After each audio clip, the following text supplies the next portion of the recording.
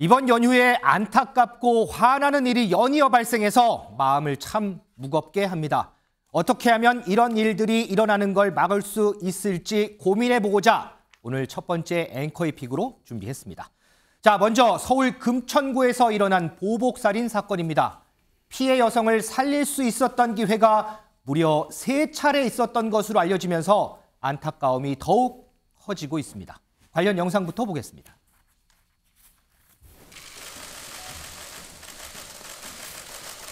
흉기 미리 챙겼던데 범행 계획한 겁니까? 그러고 싶지 않았어. 죄송합니다. 피해자 가족들한테 미안한 마음은 안 드세요? 평생 죄짓고 살겠습니다. 죄송하다, 속죄하겠다, 진심에서 나오는 얘기일까요? 자, 저희가 피해 여성을 살릴 수도 있었던 지점 3가지 한번 정리해봤는데 같이 한번 보겠습니다. 자, 장면이 하나, 둘, 3가지 있습니다. 자, 피해 연계 이게 타임테이블을 보면요. 피해자가 경찰에 신고를 했고요. 그다음에 피해자 조사가 종료가 됐고 피해 여성도 조사가 완료가 됐습니다. 그런데 피해 여성이 흉기에 의해서 살해가 됐습니다. 자, 장면 하나, 2명의 목격자입니다. 허지원 변호사.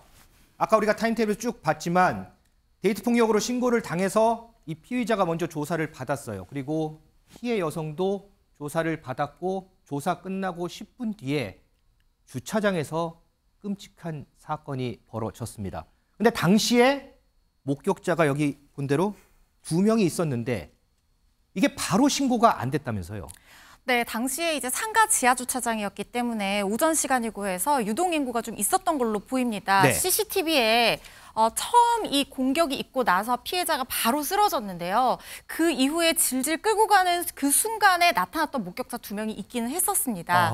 목격자들이 뭐냐 이렇게 물어봤는데 네. 이 가해자가 뻔뻔하게 거짓말을 했다고 합니다. 거짓말이요? 네, 임신 중인데 다쳤다. 그래서 신고하기보다는 차로 병원에 가는 게 훨씬 더 빠를 것 같다라고 얘기하면서 이 목격자들을 안심시켰다고 하고요. 그리고 이 피해자를 그 차량 뒷좌석에 태운 거거든요. 네. 그래서 이 CCTV를 보면 이 목격자 2명이 그 차 앞에서 대화를 하다가 헤어지는 모습을 보이는데 임신 중이어서 다쳐서 이 구호 조치를 하려는가 보다 이렇게 오해를 한 것으로 보이고 임신 중이면 이렇게 좀 하혈할 수도 있고 이런 상황도 있으니까요. 그렇죠. 그래서 핏자국도 사실 정확하게는 모르지만 대부분의 사람들이 남자가 여자를 임신 중인 상황이어서 데리고 가서 빨리 치료하러 가야 된다고 하면 그렇구나 하지 이 공격하는 장면을 직접적으로 보지 못했다고 하면 그 부분을 바로 신고하기 좀 어려울 수도 있잖아요.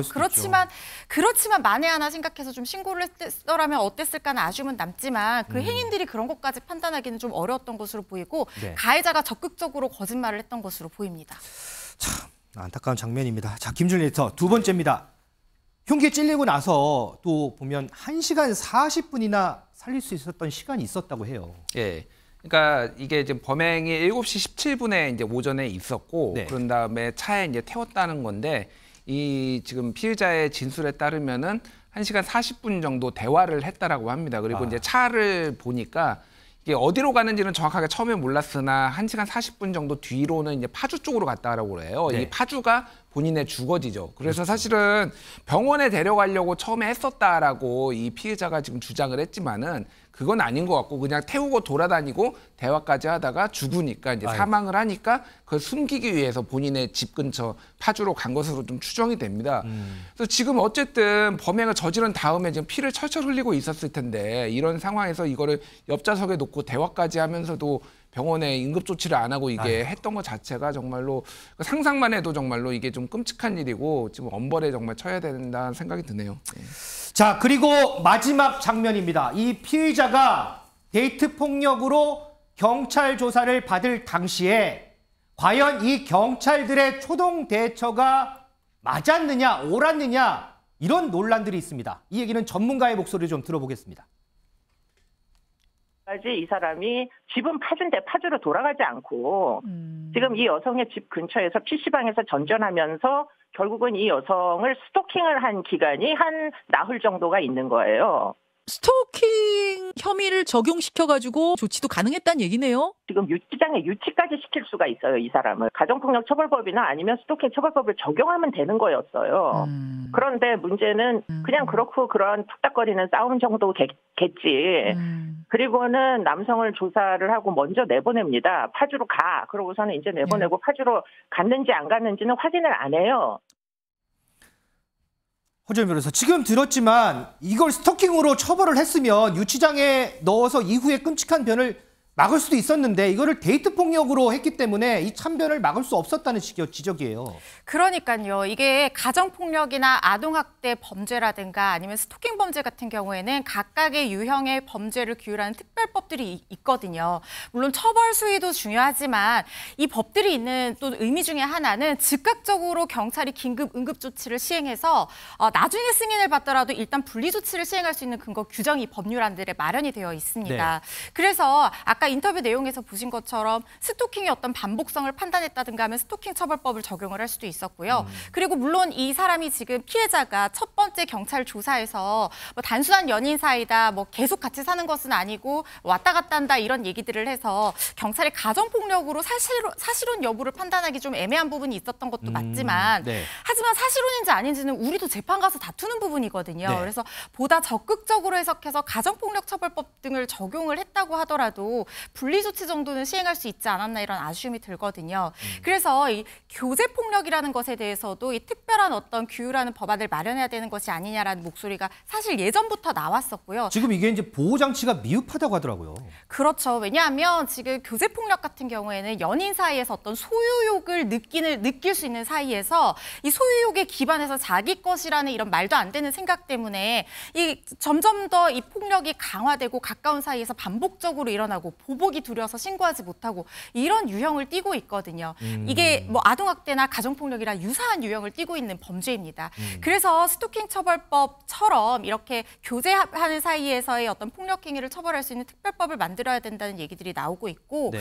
이 관련 법안이 제가 알기로 8건 정도 지금 국회에 계류 중인 걸로 알고 있는데요. 지금 처리가 되지 않고 있는 사이에 계속해서 범죄가 반복되고 있는 상황입니다. 자, 근데 문제는 미지수 기자, 이 사건뿐만 아니고 이번 연휴 기간에 이른바 이 교제폭력 관련한 사건들이 연이어서 알려졌어요. 맞습니다. 남편이나 연인 이런 친밀한 관계에서 발생한 여성 살인 혹은 살인 미수 사건, 이 통계로 언론에 알려진 것만 1.1일에 한 건이라고 합니다. 아이고. 실제로도 그랬습니다. 금천구 살인 사건 금요일이었죠. 바로 다음 날이 지난 토요일 이별을 통보한 전 여자친구를 폭행하고 차량에 태워 감금한 한 30대 남성 경찰에 붙잡혔습니다. 이 합정역 한복판에서 헤어진 여자친구의 목을 조르고 멱살을 잡아 강제로 차에 태우는 모습도 공개가 됐는데요. 이 남성 당시 혈중 알코올 농도 면허 취소 수준이었습니다. 네.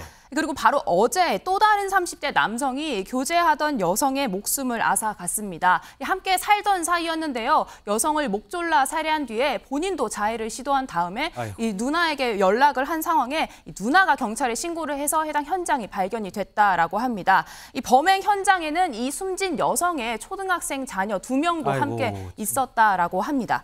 이게 끝이 아닙니다. 지난주 목요일에는 경기도 안산에 있는 한 모텔에서 자신의 여자친구를 목 졸라 살해하고 달아난 남성이 지난 주말 사이에 구속영장이 발부된 사건도 있었습니다. 아이고 참, 이종호 시장님, 우리 민지수 기자 설명만 들어도 그냥 하루하루 그냥 계속해서 사건이 일어나는데 이렇게 이제 교제 폭력이라 하죠. 이런 사건들이 해마다 늘고 있다 그러는데 왜 관련한 법 마련은 왜 이렇게 좀 지지부진한 걸까요? 네, 그렇습니다. 지금 허재현 변호사도 말씀을 하셨지만 8번가량 지금 법이 지금 만들어지고 계류됐다가 그냥 회기가 끝나면서 없어지는 것이 반복되고 있습니다. 그러게요. 이번에도 2월에 김미애 국민의힘 의원을 비롯해서 15명이 발의를 한 법안이 지금 계류 중인데 문제는 이게 쟁점 법안이 아니라는 겁니다. 이념이라든지 이런 부분이 아니거든요. 그렇다고 해서 이 법안이 통과됐을 때 어떤 또 다른 불이익을 받을 만한 사안도 없습니다. 네. 그런데 중요한 건 이 법안이 얼만큼 중요한가에 대한 공감대가 의원들에게 형성이 안 돼 있는 거예요.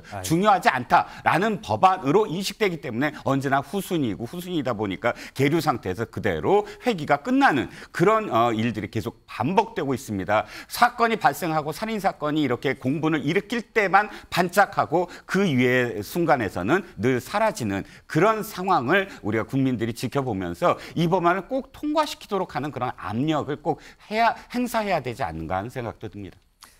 자, 이런 일이 발생하면요, 모두들 경찰의 초동 대처 그리고 관련법부터 찾습니다. 그런데 들려오는 말, 지금 우리 패널들이 설명했지만 뭐가 미비하다, 지금부터라도 잘해야 된다, 이런 말들밖에 안 나옵니다.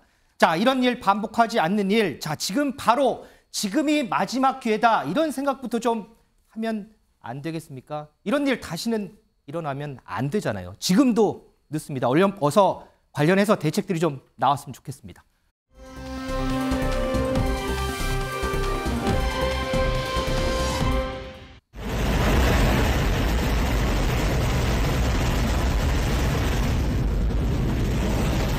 내리려고 하시는 중에 이제 승무원이 도와주세요 해가지고 앉아있던 승객분들이 한 10분 정도 나가가지고 그분을 끌어당겼어. 문제 일으키신 이 승객분이 이제 좌석을 풀고 이제 뛰어내리려고 하신 거죠. 이제 항공기는 그 파킹하기 전까지 계속 이동을 해야 되는 상황이었고, 이동 중에 이제 이 해당 승무원분께서 안전바를 설치를 하고 막은 거예요. 탑승 전부터 미리 계획하고 비상구문 여신 건가요? 아니요. 뛰어내릴 생각이 있었습니까? 빨리 내리고 싶었어요. 승객들 다 위험했는데 한마디만 좀 해주시죠. 아이들에게 너무 죄송합니다. 아이들에게. 200m 상공에서 비행기 비상구가 열리는 일촉즉발의 상황. 자칫 대형 사고로도 이어질 수 있었지만 이를 막을 수 있었던 이유, 그리고 재발 방지 대책에 대해서 여러 얘기들이 나옵니다. 요 얘기 좀 저희가 좀 묶어보겠습니다. 미리수 기자, 먼저 우리가 봤던 이 비상구 열었던 30대 남성 승객, 지금은 구속된 상태죠? 맞습니다. 이 영장 실질 심사 이례적으로 1시간 만에 구속 영장이 발부가 됐습니다. 범행 일체를 자백했지만 도주 우려가 있어서 이렇게 영장이 발부된 것으로 보이는데요. 이 법원 앞에서 뛰어내릴 생각 있었습니까? 이런 취임 질문에 빨리 내리고 싶었습니다. 이렇게 대답을 했죠. 아이고. 실제로 경찰 조사에서도 최근 실직을 해서 답답한 마음에 먼저 내리고 싶어 문을 열었다. 아하. 이렇게 대답을 했다고 합니다. 이 남성 최근에 연인을 따라서 제주도로 내려가서 인테리어 회사에 근무를 하다가 얼마 전에 해고를 당한 것으로 전해졌는데요. 네. 이런 실직 스트레스를 실제로 호소했다라고 전해졌습니다. 허준 변호사, 이 30대 남성 항공보안법 위반 혐의가 적용됐다고 하는데 이거는 처벌수가 좀 세다고 하던데요? 네, 벌금형 없이 징역형만 규정이 되어 있는데 항공보안법에 보면은 승객들이 안전하게 운행할 수 있도록 협조할 의무를 규정을 하고 있고요. 네. 이 의무에 위반해서 출입구를 조작하면 10년 이하의 징역형에 처할 수 있도록 규정을 하고 있습니다. 이 비행기라는 공간은요, 굉장히 특수한 공간입니다. 다수의 승객들이 탑승을 하고 공중에 떠 있는 시간이 길어서 탈출하는 것이 불가능합니다. 그래서 여기서 범죄가 일어나면 테러에 준하는 수준으로 이 다수의 승객들이 다 인질로서 피해가 굉장히 커질 우려가 있는 데다가 9.11 테러에서 보듯이 이 비행기 자체를 무기 삼아서 또 하나의 테러로 이어질 수 있는 굉장히 위험성이 크고 네. 또 이 어디에 있는지에 따라서 국제법적 문제도 발생할 수 있거든요. 그래서 이렇게 벌금 없이 강하게 처벌하도록 규정을 하고 있는 겁니다. 당시 정말 다급한 순간에서도 이 문을 연 승객을 붙잡고 끝까지 놓지 않았던, 언론에서는 빨간 바지의 의인이라고도 부르더군요. 이윤준 국민재난안전총연합회 제주본부 상임부회장, 저희가 전화로 연결해서 당시 상황들 좀 들어보겠습니다. 자, 이윤준 선생님 나와 계십니까? 네, 이윤준입니다. 아이고, 안녕하십니까? 안녕하세요. 혹시 그날 이후로 어디 몸 불편하거나 하신 데는 없으신가요? 아니요, 불편한 건 없습니다. 그냥 언론이나 이런 데서 제가 오르내리니까 네. 그게 좀 불편한 거예요. 몸은 안 불편하시고 마음이 좀 네. 불편하시군요. 네. 자, 당시에 보니까요, 비행기 문이 열리고서 바람이 엄청 부는 상황이었어요. 그럼에도 불구하고 그 문을 연 승객을 어떻게 붙잡을 생각을 하셨을까요? 그러니까 바람이 불었을 때는 상공 위에 있었고요. 많이 불었을 때는. 네. 그리고 착지했을 때 그 상황이 발생한 거거든요. 네. 그 제 옆에 있던 친구가 뛰어내리려고 했고요. 아이고. 그리고 정확히 말씀드리면은 그냥 벨트 풀리는 소리가 들렸어요. 그러면서 승무원이랑 저랑 눈이 마주쳤고요. 네. 그러면서 승무원이 도와주세요 했던 소리가 들렸습니다. 아. 그리고 나서 제가 제 왼팔이 제일 가까운 위치에 있었잖아요. 네네. 그냥 뭐라도 잡아야 되겠다는 심정으로 그냥 잡았어요. 잡고 있으니까 그때 승무원분이 오시고 승객분들이 도와주셔가지고 일단락 된 거거든요. 일단 그 친구를 끄집올래 덩치가 되게 컸거든요. 네. 무겁고. 그러니까 저 혼자만으로는 힘들었어요. 그냥 저는 제 역할은 거기서 그냥 잡고 있었을 뿐입니다. 제가 뭐 제압했다는 뭐 그런 건 아니고요. 그냥 잡고서 땡겨 올릴 수도 없는 상황이었고요. 말씀만 들어도 당시 상황이 얼마나 긴박했는지 제가 처음 느낄 수 있었는데, 그런데 그 승객 붙잡고 봤더니 뭔가 좀 이상하다 생각하셨다고 하더라고요. 네, 처음에 제가 탑승했을 때부터 뭐 불안한 느낌도 들었고 그런 거 있잖아요. 왜 두리번 저랑 눈도 많이 마주치고, 그리고 그냥 그러니까 그 당시에는 그냥 일반적인 손님 그 사람들이라고 생각했기 때문에 그냥 비행기를 무서워하는 분이다 이런 느낌을 받았고요. 그래서 별일 없을 뭐 그런 모르잖아요. 그래 이 사람이 이런 일을 했을지도 몰랐고 그냥 그때 제가 사후에 이 사람이 이런 행동을 했구나 이런 생각을 하게 된 거죠. 자, 그런데요, 당시에 보면 비행기 안에서 승무원들이 뭐 아무것도 안 했다 이런 비판도 있는데, 저희가 뭐 확인을 해보니까 승무원 한 분은 비상구 온몸으로 막아서고 뭐 여러 가지 조치들 많이 했던데, 실제로 보셨을 때는 승무원분의 대처가 어땠나요? 제가 봤을 때는 최선의 선택을 하셨고요. 그리고 저희는 일반인이잖아요. 그렇죠. 그리고 비행기 안에서는 승무원들이 교육도 많이 받았고, 그리고 차분하게 대응해야 되고, 만약에 그 사람들이 허둥대둥 뭔가를 조치를 취하려고 했다면 아마 더 큰 사고가 일어났겠죠. 그러니까 그분은 그 플로어 안에서, 아니 그 비행기 안에서 그분들은 전문가잖아요. 저는 그분의 얼굴을 계속 주시하고 있었고, 그분이 하라는 대로 했을 뿐입니다. 지금 보면 이제 국민 안전과 관련된 일 하고 계시잖아요. 평소에 이제 교육 같은 것도 많이 받으셨을 텐데, 어떻게 보면은 지금 상황도 이제 재난 상황과 마찬가지인데, 그럴 때 이렇게 몸이 먼저 반응하던가요? 어떤가요? 그러니까 교육받은 대로 한 겁니다. 그냥 교육받은 대로 한다는 건 어떤 뜻이냐면 그냥 저희가 비행기 전문가는 아니잖아요. 그렇죠. 그래 일반인인데 지금 전문가가 뭐 하는 대로 해야 되잖아요. 그게 가장 좋은 방법 베스트라고 생각했기 때문에 그냥 그분이 하라는 대로 했을 뿐입니다. 알겠습니다. 아까 저하고 좀 미리 통화하셨을 때 많이 떨린다고 하셨는데 오늘 말씀 정말 좀 잘 해주셨습니다. 어쨌든 다시 한번 고생하셨고요. 오늘 인터뷰 너무 감사합니다. 네, 감사합니다. 예, 고생하셨습니다. 고맙습니다. 네. 자, 지금까지 이윤준 씨와 얘기 나눠봤습니다. 김 에디터, 제가 섭외 때문에 사전에 전화했더니 저는 평범한 사람인데 자꾸 언론이나 누가 자꾸 영웅이라고 한다. 전 그게 더 얼떨떨하고 많이 부담스럽고 쑥스럽다 이런 얘기를 하시더라고요. 이런 분들이 영웅이잖아요. 그렇죠. 그게 그러니까 본능적으로 그렇게 하셨다라는 거잖아요. 그러니까 옆에 그 사람이 범인인지도 모르고 문이 열려 있는데 가려고 하니까 잡았다라는 거고, 나중에 이제 범인인 줄 알았다라는 거예요. 그렇죠. 문을 연 사람인지. 그러니까 사람을 일단 살려야 되겠다. 범인이라고 뭐 잡으려고 한 게 아니라 위험하니까, 이게 재난 교육을 많이 받아보신 분들이고, 사실 이런 분들이 굉장히 많이 우리 주변에도 이게 쉬운 것 같지만 쉽지가 않거든요. 이런 분들이 조금 많이 있으면 좋겠고, 무엇보다도 저는 그 범인 같은 경우에는 그러니까 왜 이런 식으로 다중을 위해를 끼치는 방식으로 하는지, 본인의 스트레스를 왜 이런 식으로 풀려고 하는지 정말 이해가 안 가는데, 이런 것들에 대해서 조금 항공사 차원에서 대책이 있어야 되지 않을까 그런 생각이 듭니다. 자, 지금 뭐 대책이라고 했는데 민지숙 기자, 지금 사고 이후에 아시아나항공이 이 비상구 좌석 이제 판매 안 한다고 하는데, 맞습니다. 요거 아시아나항공만 그런 건가요? 네, 아시아나항공의 자회사로 이 같은 기종을 운행하고 있는 에어서울도 이 사전 판매를 중단하기로 결정을 했습니다. 다른 저비용 항공사들도 이런 내용 검토하고 있는 중이라고 전해졌는데요. 대한항공에서는 아직까지 결정된 바 없다 이런 입장을 밝혔습니다.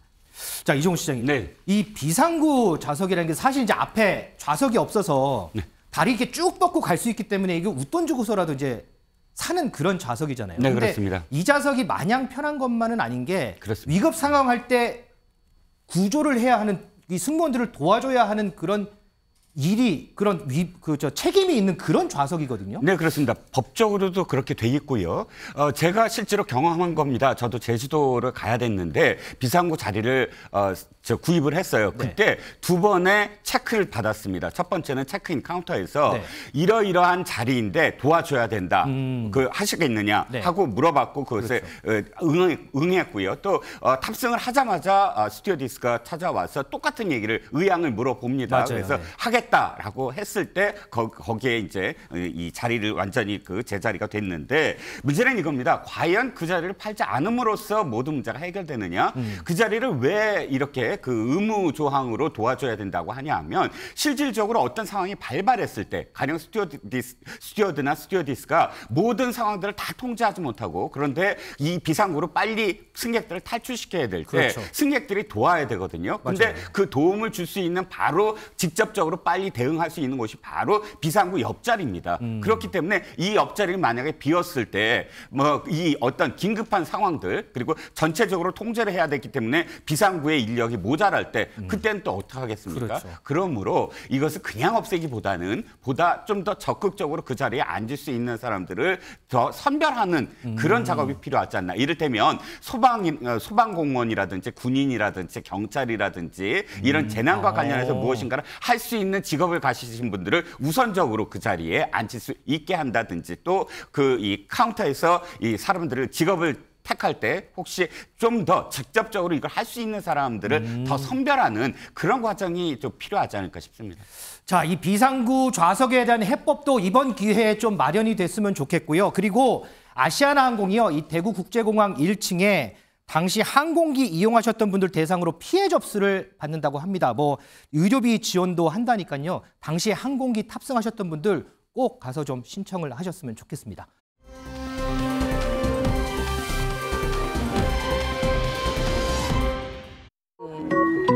안녕하세요. 채롬이 아빠 그리고 우리 마리 써니 아빠 토리 아빠 윤석열입니다. 네, 저는 아이들의 엄마 김건희입니다. 써니, 손, 이쪽 손, 엎드려. 네, 아빠도 하나도 안 해줘. 자, 나래 앉아. 앉아. 그렇지. 자, 올리도. 윤석열 대통령 부부가요, 어제입니다. 동물 관련한 한 예능 프로그램에 출연해서 이 한남동 관저에서 반려견들과 반려동물과 재밌게 노는 모습이 공개가 됐습니다. 미지수 기자. 네. 윤 대통령이 반려동물 많이 키우는 거는 뭐 다 알고 있는데 이렇게 예능 프로그램까지 출연할 줄 몰랐어요. 네, 일단 이 김건희 여사 예능 프로그램에서 동물이 학대되는 장면을 보면 3박 4일 잠을 못 잔다 이런 이야기를 한 적도 있었는데요. 대통령실 관계자는 이 반려동물의 유기 학대에 대한 사회적 관심을 환기시키는 차원에서 이번에 대통령 부부가 출연을 결정했다 이렇게 전했습니다. 네. 또 윤 대통령 부부는 이 방송 말미에 사지 말고 입양하세요라는 이야기를 하는데요. 윤 대통령 본인을 이 세롬이 아빠라고 소개를 했습니다. 지난해 크리스마스 때 시각장애인 안내견이었던 리트리버 세롬이를 11번째 반려동물로 입양을 했는데요. 네. 이 방송에서 윤 대통령 안내견 은퇴한 다음에는 행복한 여생을 보낼 수 있도록 국가 차원에서 보조를 해야 된다 이런 이야기를 하기도 했습니다. 그런데 윤 대통령 내외가요, 이 세롬이를 입양한 데는 뭔가 숨겨진 얘기가 또 있다고 합니다. 그 얘기 좀 듣고 오겠습니다. 그건 사실 제가 말씀드려야 되는데 저희는 이제 아이를 가졌다가 아이를 잃게 되고 굉장히 심리적으로 힘들어하셨는데 유기견을 제가 입양을 계속 해왔더니 이제 아빠가 너무 좋아하는 거예요. 그 아이들을 너무 좋아하고 이제 오면은 그 아이들 밥 해줄 생각에 기뻐가지고 잠시 그 고통을 잊으시더라고요. 그래서. 자, 이런 숨겨진 사연이 있었군요. 예전에 김건희 여사가 기자회견할 때도 한번 또 했던 것 같은데 김준일 에디터. 네. 근데 이거 방송되고 나서 해당 프로그램 게시판이 시끌시끌하다고 하더라고요. 아무래도 뭐 정치인들이 이런 예능이나 교양 프로그램에 나오면은 이게 호불호가 확 갈립니다. 특히 이제 진영에 따라서 지지하느냐 안 지지느냐에 따라서 뭐 게시판들에 올라온 뭐 댓글 몇 개 소개하자면은 이게 정치 농장이냐 동물 농장이냐 뭐 이런 얘기도 나오고 이럴 거면 폐지하라, 안내견도 정치 도구화하냐 뭐 이런 얘기도 있는가 반면에 세롬이 이야기 훈훈했다. 뭐 정치적 성향 안 맞는다고 게시판 테러하는 게 맞는 거냐 뭐 이런 얘기도 있습니다. 그래서 뭐 이런 상황은 과거에도 비슷한 일이 있었고 다만 이제 윤석열 대통령한테 좀 아쉬운 부분이라고 한다라면은 취임 1주년 기자회견도 본인이 취소를 하셨잖아요. 그러니까 소통이라는 게 뭐 이런 것도 할 수도 있는데 이렇게 뭐 예능 프로그램에 나가서 하는 것도 소통이지만은 그거보다는 국민들하고 진솔하게 대화를 하고 국민들이 궁금해하는 거를 얘기를 좀 해주는 거 이런 게 지금 가장 바라는 건데 그런 부분이 빠지고 이렇게 예능에 나가다 보니까 좀 더 비판이 가중되는 거 아닌가 그렇게 보여집니다. 이종호 시장은 어떻게 보세요? 일전에 또 한 번 때 대통령 당선인 신분이었나요? 그때 토크하는 이런 예능 프로그램 나왔다가 또 논란이 됐는데 그러면 재임 중 대통령은 예능 프로에 이렇게 나오면 안 되나요? 글쎄요, 이게 좀 씁쓸한 게 우리나라나 미국도 마찬가지지만 이렇게 분파 정치, 진영 정치 서로를 너무나 비난하는 그런 그런 정치가 계속됨으로써 조금의 어떤 여지도 없이 인정을 하지 않는 그런 부분들이 이 예능 프로그램까지 번져가는 것 같습니다. 안타깝긴 한데 사실 동물농장은 상당히 공익적인 어떤 내용도 많이 다루는 프로그램입니다. 그렇죠. 프로그램이에요. 그래서 유기견이라든지 혹은 학대된 동물들에 대한 고발도 이 예능 프로그램에서 굉장히 많이 다루고 있었어요. 그렇기 때문에 이 동물농장을 사랑하는 그런 많은 시청자들이 있습니다. 지금 방영된 이 내용이 단순히 윤 대통령 부부의 어떤 미담만 전달하려고 했던가에 대한 문제가 저는 가장 그렇게 집중해야 된다고 생각을 하거든요. 근데 안내견에 대한 문제였다라고 생각을 하고요. 네. 우리가 안내견이라든지 또는 마약 탐지견이라든지 이렇게 어떤 그 공익적인 부분 으로 자신을 희생하는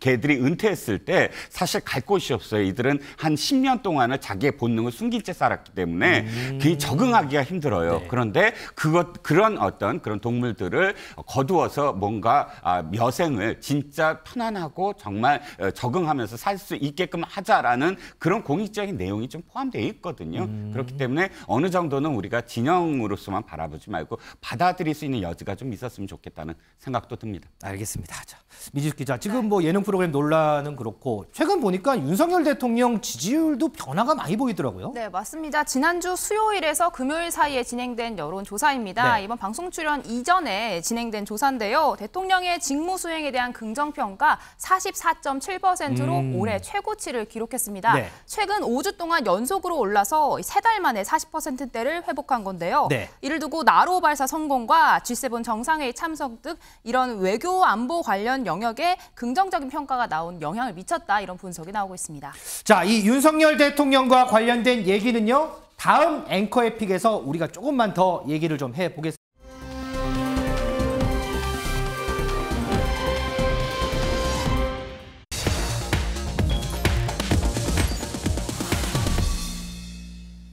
자, 당초 내일로 예상이 됐었습니다. 윤석열 대통령과 여야 원내대표단의 회동이 있을 거다라는 얘기가 있는데 이게 좀 무산이 된 것 같습니다. 이를 포함해서요, 최근에 정치권에서 이 소통이라는 키워드가 다시금 좀 부상을 하는 것 같은데, 자, 먼저 이 원내대표단과의 회동 무산과 관련해서 나오는 정치권 얘기 좀 듣고 오겠습니다. 어떤 형식이든 일단 소통의 물꼬를 트고 그것을 바탕으로 좀 더 진전시켜 나가는 것이 맞지 않나. 그냥 그동안 소통을 외쳤던 것이 윤석열 대통령에게 불통의 이미지를 주기 위한 정치적인 구호가 아니었느냐, 그렇게 의심할 수도 있다. 당대표하고도 만남이 안 됐고 또 이제 원내대표와의 만남을 먼저 제안한 것으로 알고 있는데, 여야의 지금 교착 상태가 분명히 있는 건 사실이고, 특히 대통령이 야당을 이제 파트너십으로 좀 인정하지 않는 상황에서 아마 박광원 원내대표도 여러 고민이 있었던 것 같은데요. 이진숙 기자, 지금 여야의 목소리를 들어봤는데 좀 목소리가 달라요. 이 회동이 무산된 직접적인 배경이 뭐예요? 네, 당장 내일 본회의가 있죠. 이 자리에서 앞서 이 대통령이 거부권을 행사한 간호법에 대해서 민주당이 재투표를 추진하겠다는 입장을 밝혔고, 또 6월 임시국회에서는 계속 이렇게 연론이 있었던 이 방송법 개정안과 노란봉투법 강행 처리가 예상되는 상황입니다. 네. 이렇게 전국이 냉각되는 상황에 회동은 조금 어려울 것 같다라는 판단에 무산이 된 걸로 전해졌는데요. 이 회동이 무산된 걸 두고서 앞서 들으신 대로 여야는 서로가 협치에 대한 진정성이 없다, 이렇게 책임을 묻고 있는 상황입니다. 김준일 에디터, 야당에서는 어쨌든 대통령의 진정성을 의심을 하고 있고, 여당에서는 대통령이 국회를 오는 이 자체만으로도 협치의 물꼬를 튼 거다라고 얘기를 하고 있는데, 어떻게 보세요? 이 회동 무산과 관련해서. 개인적으로 좀 많이 아쉽습니다. 사실 어찌 됐든 누구한테 책임을 소재를 묻는 거에 떠나서 그냥 좀 만나서 얘기를 했으면 좋겠다, 이런 게 국민들의 다수의 생각인데, 네. 이게 좀 정치판 사랑의 짝대기 약간 이런 거거든요. 그러니까 나는 얘랑 만나고 싶은데 얘는 다른 사람이랑 만나고 싶고 이렇게 서로 다 엇갈리다가 지금 지난주 보니까 식사의 짝대기 이런 것도 나오던데. 예, 그러니까요. 이렇게 이제 이런 상황입니다. 그래서 저는 이거는 박광원 원내대표가 그래도 만났으면 좋았을 거다라고 하는데, 결국은 이거는 이제 누구의 책임을 따지기보다는 가장 권력이 많은 사람, 강한 사람이 통 큰 정치를 해야 된다라고 저는 개인적으로 생각을 합니다. 그러니까 사실은 이재명 대표와 윤석열 대통령이 안 만나면서부터 이게 다 하나씩 다 꼬인 거거든요. 네. 그러니까 사실 윤석열 대통령이 지금 지지율도 올라가고 있고 이 정도면은 정말 뭐 통 크게 한번 만나서 우리 영수회담 합시다라고 하고 그러면 야당 대표만 이익을 보는 게 아니라 사실은 대통령도 협치를 할 준비가 돼 있어. 그럼 오히려 야당이 제대로 안 하고 있네. 뭐 이렇게 또 될 수도 있는 거거든요. 그래서 그런 부분들이 좀 개인적으로 아쉽고 좀 앞으로 윤석열 대통령도 좀 그런 부분에 있어서 좀 통 큰 정치 이런 것들을 좀 기대해 보겠습니다. 이종욱 씨, 그럼 완전히 이 회동은 끝났다고 봐야 되나요? 아니면 뭔가 좀 여지가 좀 보이나요? 어떤가요? 그럼 처음부터 끝까지를 이렇게 살펴보면 굉장히 많이 진전이 되고 있다라고 저는 생각을 하거든요. 처음에 원내대표를 만나는 것을 제안했을 때 맨 처음 생각해 보면 도저히 불가능한 것처럼 야당이 받아들였어요. 어떻게 이재명 당대표가 있는데 그렇죠. 원내대표를 지금 만나려고 하느냐. 맞아요. 근데 어떻게 됐죠? 김진표 국회의장이 그걸 성사시키려고 이야기를 시작하면서부터 분위기가 또 반전이 됐어요. 네. 그리고 박광원 원내대표에게 이재명 당대표가 만나도 된다라고 또 통 크게 또 얘기를 했고 이런 부분들이 좀 더 진전이 있다가 이제는 협상까지 들어갔잖아요. 그러니까 맨 처음에 비해서는 굉장히 지금 진전이 되고 있다. 물론 무산은 됐지만 그러나 저는 ING 현재 진행형이다. 왜 협상까지 가는 게 힘들지 협상이야 지금의 상황이 아니라 더 많은 가변적인 상황들이 기다리고 있으므로 네. 언제든 좀 만날 수 있는 그런 지금 상황이 돼가고 있다라는 생각도 듭니다. 자, 한번 기대를 해보고요. 한편 이 식사 제안을 놓고 신경전을 벌였던 국민의힘의 김기현 대표 그리고 민주당 이재명 대표는 TV토론으로 가까스로 접점을 찾은 것 같습니다. 관련해서 얘기 듣고 오겠습니다. 뜬금없이 소주 한잔 하자 그러더니 그걸 언론에 대고 마치 야당이 대화를 거부한 것처럼 언론 플레이를 한 것에 대해서 매우 아쉽게 생각합니다. 밥 먹고 술 먹는 거는 친구분들하고 하십시오. 저는 이재명 대표가 친구라고 생각하는데 정책 토론을 공개적으로 하자는 거 적극 환영을 하고요. 다만 이제 그 방식은 TV 토론이 가장 좋을 것 같다. 공개 토론 적극 환영하니까 TV 앞에서 공개 토론 합시다. 허지원 변호사, 밥 먹고 술 먹는 건 친구하고 하십시오 그랬더니 김기현 대표가 저는 이재명 대표를 친구라고 생각합니다 이런 얘기를 했어요. 그래서 그런지 모르겠는데 어쨌든 만나기로 합의를 했고 그게 TV 토론을 하기로 이제 합의를 했어요. 그런데 언제 하느냐 그리고 그때 또 무슨 얘기를 하느냐 어떤 방식으로 하느냐 이런 거는 아직 정해진 건 아니죠. 네, 아직 정해지지 않았고 오늘이 이제 휴일이니까 네. 내일부터 좀 구체적인 논의가 시작될 것 같은데 대략 한 6월 초 정도 일정을 생각하고 있다 이런 얘기들이 나오고 있어요. 6월 초요? 네, 그런데 좀 과정이 난항을 겪을 것이라는 예상이 듭니다. 애초에 이게 신경전 형태처럼 뭔가 식사 짝대기가 서로 안 맞으면서 서로 약간 공방을 벌이다가 이게 이제 성사가 된 거거든요. 네. 그러니까 김기현 대표가 원래는 뭐 밥 먹고 이렇게 식사 제안을 하자 했는데 이재명 대표가 그런 거 친구나 하시고 나 정책 얘기하고 싶다 하니까 그러면은 우리 TV 토론하자 뭐 이렇게 된 거란 말이에요. 그렇죠. 네. 그래서 뭔가 매끄러운 과정이 있었던 합치의 어떤 그런 것들이 있었던 것이 아니기 때문에 다소 이 난항을 겪을 것으로 보이는데 일단 주제 자체도 무슨 주제로 할 것인지부터가 난항입니다. 왜냐하면 지금 후쿠시마 오염수 방류 문제로 여야가 굉장히 날선 대응, 그러니까 서로 입장차가 극명하게 갈리고 있는 상황이거든요. 맞아요. 거기다가 지금 국민의힘은 이 TV 토론을 하게 되면 주제를 자유주제로 하고 싶어 하고 있어요. 그러면서 뭐 김남국 의원 문제라든가 이재명 대표 사법 리스크라든가 돈봉 투영 이런 것에 대해서 이재명 대표의 즉답을 아마 듣고 싶어 할 겁니다. 그런데 민주당 쪽에서는 당연히 그런 얘기를 하고 싶어 하지 않겠죠. 오히려 뭐 간호법이라든가 노란봉투법이라든가 집회 시에 강경하게 대응하는 문제라든가 이런 것으로 지금 대화를 하고 싶어 할 텐데 이 자체에 대한 온도차가 너무 크기 때문에 어떤 주제로 언제 만나서 어떻게 할 것인지를 정하는 것이 쉽지는 않아 보입니다. 김준일 에디터, 지금 허지원 변호사 얘기를 들어보면 어쨌든 뭐 온도차라고 표현했지만 저도 상당히 지금 얘기 듣는 순간 정말 이거 온도차 크구나 느끼는데 어쨌든 간에 이제 물꼬는 텄잖아요. 그러면 이제 두 사람 만나면 국민들이 보기에 좀 흐뭇하게 볼 수 있는 그런 장면들이 좀 많이 연출이 됐으면 좋겠어요. 근데 흐뭇할 일은 없을 것 같고요. 없을 것 단언컨대 이게 왜냐하면 이제 토론이잖아요. 네. 토론이라면은 약간 대선 토론에 갇힌 이런 모습이 저는 될 것 같습니다. 그러니까 이게 사실은 이제 이 정치 이제 뭐 지도자들의 만남이 여러 가지 형식이 있지만은 김기현 대표가 얘기에 소주 밥 먹으면서 소주 한잔 하는 거는 뭔가 대화로 꽉 막힌 전국을 풀어보자라는 건데 이재명 대표의 생각은 지금 여당이 대통령이 독주하고 있는 거 하나 그리고 또 하나는 대통령과 그러면 여당 대표가 지금 김기현 대표가 대통령과는 별도로 독자적으로 움직일 수 있는 상황이냐 이거에 대해서도 좀 의구심이 가진 것 같아요. 쉽게 얘기를 하면은 대통령은 시키는 대로 하잖아. 뭐 이거죠. 그러니까 나는 대통령이랑 만날 거야. 약간 이제 이런 상황이었거든요. 다만 정책 토론이라고 한다라면은 뭐 민주당이 주장하는 뭐 법안들이라든지 발의한 법안들 이런 거에 대해서 좀 주장을 하고 그거에 대해서 뭐 토론을 하는 이런 식으로 이제 갈 것 같습니다. 그래서 저는 뭐 아쉽지만은 이거라도 해라. 정책 토론이라도 한번 하고 그런 다음에 더 뭔가 이견을 좁히고 국민들한테 이해를 구하고 그 다음에 소주 마셔라. 뭐 이 정도가 좀 될 것 같은데 총선 전까지는 아마 소주 먹는 그림은 힘들지 않을까. 그렇게 좀 아쉬운 생각이 좀 듭니다. 참, 뭐 김준일 에디터는 아쉽다고 하는데 그럼에도 불구하고 저는 기대를 한번 좀 걸어보겠습니다. 앞서 저희가 윤석열 대통령의 예능 프로그램 출연 얘기를 했습니다만 지난해 8월입니다. 취임 100일 기자회견 이후에 윤석열 대통령의 기자회견이 없었죠. 그런데 조만간 기자회견하는 모습을 볼 수도 있을 것 같습니다. 그 얘기 좀 이따 해보고요. 먼저 그 이전에 했던 윤석열 대통령 얘기 좀 들어보겠습니다. 질문받는 대통령이 되겠다고 말씀드렸습니다. 언론과의 소통이 궁극적으로 국민과의 소통이라고 생각합니다. 취임 1주년에 이제 뭐 기자 간담회나 뭐 회견을 안 하느냐. 글쎄 뭐 한번 좀 생각을 해보려고 그래요. 무슨 뭐 성과 이래가지고 막 자료를 쫙 주고서 뭐 잘난 척하는 그런 행사는 국민들 앞에 예의가 아닌 것 같고.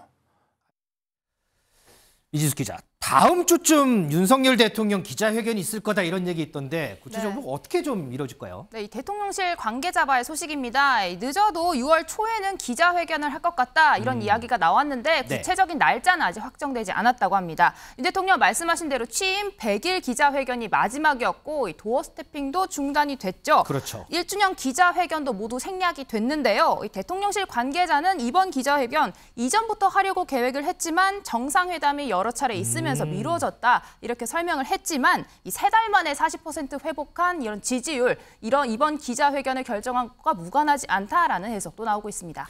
이종훈 시장, 뭐 윤석열 대통령이 자화자찬식 기자회견은 하지 않겠다 이런 얘기를 했는데 그걸로 미뤄봤을 때 그러면 이번 기자회견 어떻게 좀 이루어질까요? 일단 브리핑식은 안 하겠다라고 이렇게 공언을 했으니까 그런 내용은 아니겠지요. 그리고 지금 대통령실에서 사실 이 기자회견과 관련해서는 구체적인 어떤 내용이 전혀 없었습니다. 대통령실 출입 기자들도 이것과 관련해서 후속 보도를 내지 못하고 있는데 다만 단초는 이겁니다. 윤석열 대통령의 캐릭터 또는 스타일을 보면 적극적으로 소통을 하고 싶어하는 그런 캐릭터거든요. 짜여진 그런 어떤 프로그램 속에서 무엇인가 대본을 읽고 뭐 이런 형식을 벗어나서 보다 더 직접적으로 대상과 이야기를 나누는 형식 이런 것들이 정말 그런 욕구가 있었기 때문에 도어 스태핑이라는 제도도 받아들여졌고요. 저는 아마도 충분히 질문을 받는 그런 형식의 그런 기자회견을 준비하고 있지 않을까. 거기에 대한 바탕은 또 민주숙 기자가 말씀하셨지만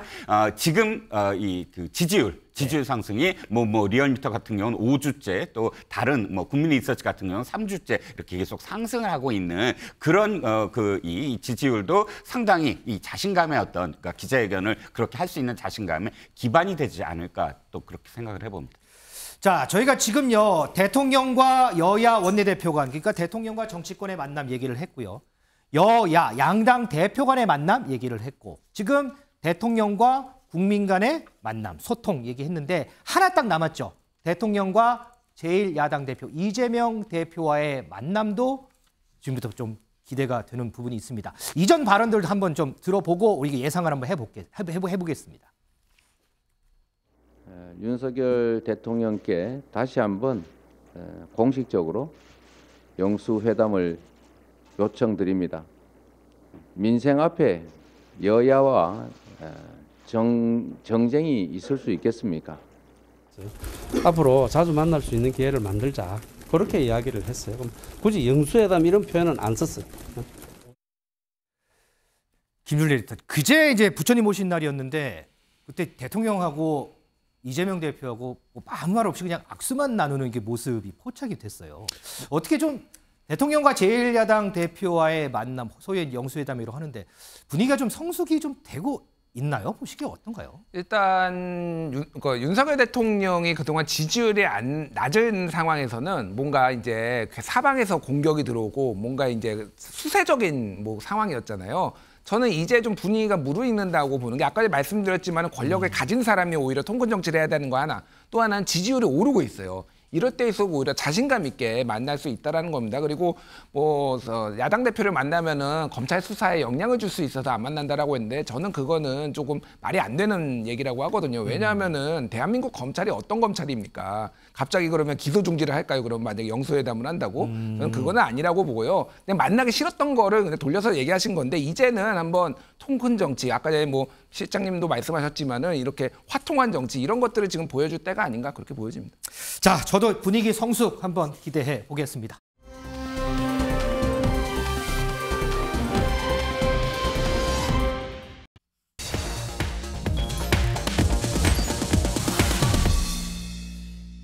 자, 지난 25일입니다. 국회 상임위와 이 본회의에 휴가 신고서를 제출하고 두문불출하고 있는 무소속 김남국 의원. 잠적설까지 돌기도 했는데 지난번에 고속도로 휴게소에서 사진이 한번 찍혔죠. 그 이후에 김남국 의원의 모습이 포착이 됐습니다. 저희가 사진 준비했는데 사진 한번 띄워봐 주시겠어요?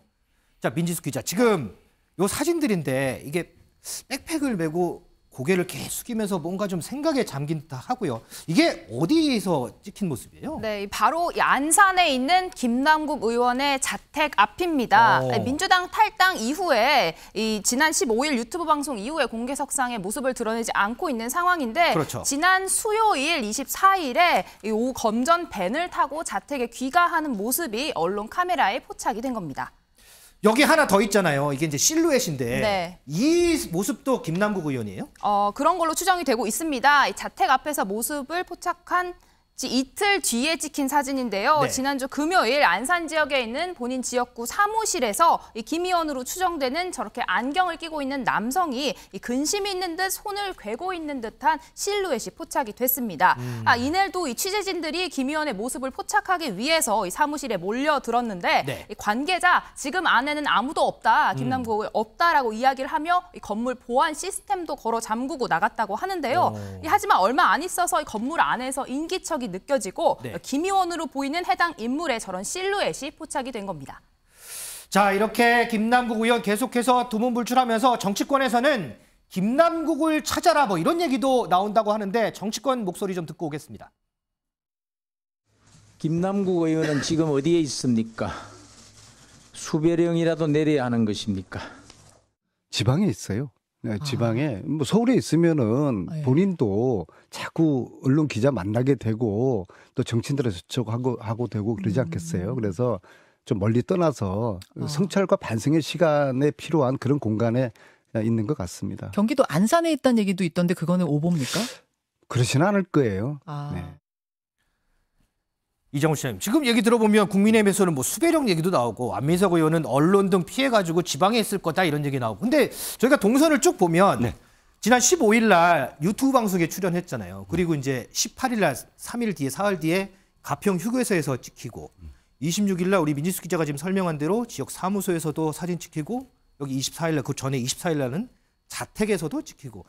어쨌든 두문불출하는 건 아니고 여기저기 좀 다니는 것 같은데 뭐를 하면서 다니고 있을까요? 글쎄요. 무엇을 하는 것에 대해서는 구체적으로 뭐 이야기할 수 없겠지만 그러나 무엇 때문에 저렇게 계속 그 자명을 한다라는 건 어느 정도 유추가 가능하죠. 왜냐하면 날짜를 한번 보시면 15일에서 18일 사이에 몇 가지 자신한테 굉장히 불리한 그런 그 보도가 이어졌어요. 이를테면 뭐 변창호 코인 그런 그 커뮤니티 대표 그러니까 자신이 지갑이 노출이 됐고 한 지갑이 아니라 한 서너 개의 지갑에서 상당히 많은 양의 뭐 100억 원 가까이의 어떤 코인을 쪼개서 인출했다. 뭐 이런 식의 어떤 보도들이 15일에서 18일 사이에 이어졌습니다. 그러면 자신이 지금까지 한 말들을 전부 다 또 번복해야 되는 어떤 상황들이에요. 근데 그게 참 힘들었을 겁니다. 그래서 언론은 잠시 피했던 그런 상황이고요. 하지만 그러나 더 이상 피할 수는 없다라고 아마 판단을 했을 겁니다. 본인도 2020년에 당선되자마자 언론 인터뷰를 해서 이렇게 얘기를 해요.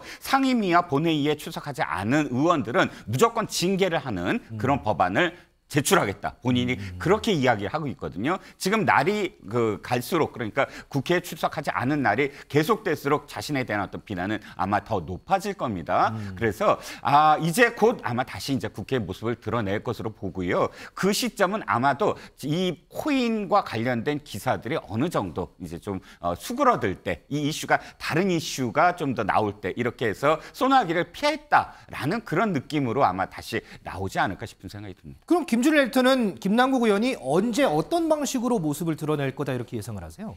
일단 뭐 언론에 공개적으로 나오는 거는 좀 가늠하기가 좀 어렵습니다. 지금 상황에서 가늠하기가 어렵고 윤리심판원 이제 윤리특위가 이제 가동되고 있잖아요. 내일 또 열리잖아요. 예, 열리고 이제 그 상황에서 이제 나중에 소명을 하거나 뭐 이런 상황 필요가 있어서 올 것 같은데 지금 또 하나는 이제 검찰 수사가 만약에 이제 본격적으로 들어가고 검찰에 소환이 될 경우에는 이제 나올 것 같습니다. 그래서 전체적으로 보면은 지금 가급적이면은 조금 안 나서는 게 본인에게도 유리하고 또 나중에 이제 검찰 수사를 받는데도 조금 그게 도움이 될 거다라고 판단하는 것 같은데 정치인으로서 좀 책임 있는 자세는 아닌 것 같습니다. 그러니까 지금 엄청나게 많은 의혹을 남겨놓고 지금 본인이 이렇게 잠적을 해버리면은 이게 뭐 결국은 결과적으로는 부메랑이 돼서 뭐 수사는 모르겠으나 정치인으로서의 책임감 있는 모습 이런 거는 조금 많이 좀 부족하지 않나 이런 비판을 받을 수밖에 없을 것 같습니다. 자, 이 김남국 의원과 관련해서요. 민주당이 남국의 바다에 빠졌다 이런 얘기가 정치권에 많습니다. 이와 더불어서 아직 조국의 강도 끝나지 않았다라는 말도 또 같이 나오는데 조 전 장관이 이 말 한마디로 정치권이 지금 떠들썩합니다. 어떤 얘기인지 듣고 오겠습니다. 이제 동양대 표창장은 입시에 영향을 안 줬다. 그 다음에 저희 딸내미 때문에 다른 학생이 뭐 떨어진 적은 없다. 뭐 이렇게 조사 결과가 나왔던 것 같습니다. 표창장을 제출했다는 그것만으로 취소 사유다. 이렇게 결정이 났고, 그게 지금 항소가 된 상태입니다. 아마 본인 인생에서 가장 지금 이제 일이 없는 자유로운 상황인 것 같습니다. 이종우 시장님, 지금 조 전 장관이 했던 얘기 근거 있는 얘기인가요?